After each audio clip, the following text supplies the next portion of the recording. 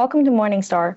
Disruptions caused by China's zero COVID policy have continued to take a toll on internet giants. With advertising revenue under pressure, Tencent has posted its first ever year-on-year decline in quarterly revenue. Does this indicate that the gaming firm has run out of steam? How can it swing back to growth? Ivan Su, Senior Equity Analyst at Morningstar, is here to share his thoughts.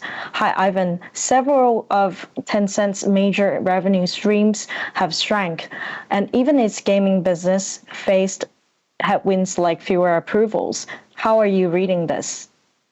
Yes, Kate. So the second quarter results have been very disappointing for Tencent, and investors certainly don't like it. There were two reasons why its second quarter performance was so bad. Number one, like you said, it was the zero COVID policy, which negatively impacted China's consumer spending, which as a result weighted on Tencent's advertising demand. So that's number one. The second reason has to do with some of the regulatory pressure that the company is facing, right? Such as game approval, licenses suspension on new games, which limited Tencent's supply side of the equation. That being said, we think most of these headwinds that we saw are temporary. So we do expect a recovery on the way. Right, as you said, some of these impacts are temporary. Can we expect Tencent to bounce back from here? Yeah, so we do expect Tencent to bounce back in the sense that we think the company will start seeing earnings growth starting in the third quarter. And I think a lot of that growth will be driven by some of these cost initiatives that Tencent has announced, right?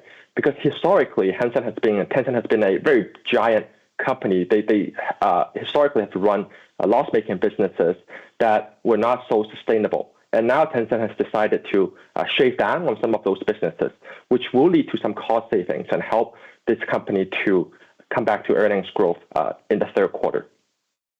I want to ask you about some recent reports on its future stake sales of its ownership in Meituan. Will this help and how?